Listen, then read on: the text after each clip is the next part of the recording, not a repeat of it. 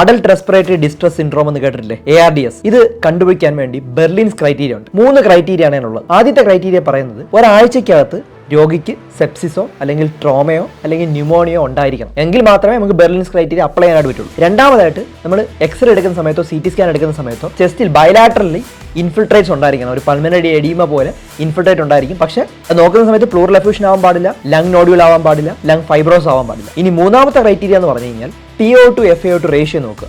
ഇപ്പോൾ PO2 FaO2 ratio നോക്കുമ്പോൾ അത് 200-നും 300-നും അടയ്ക്കുവാണെങ്കിൽ അത് മൈൽഡ് ARDS, 100-നും 200-നും അടയ്ക്കുകയാണെങ്കിൽ അത് മോഡറേറ്റ് ARDS, 100-ന്റെ താഴെയാണെങ്കിൽ അത് സിവിയർ ARDS ആണ്. ഒരു എക്സാമ്പിൾ പറയുവാണെങ്കിൽ PaO2 എന്ന് പറയുന്നത് 100 ആണെങ്കിൽ FaO2 ഓക്സിജൻ ആരോ പേഷ്യന്റിന് കൊടുക്കുന്നത് 80% ആണെന്ന് കരുതുക. 100 ഡിവൈഡഡ് ബൈ 0.8 ആണ്.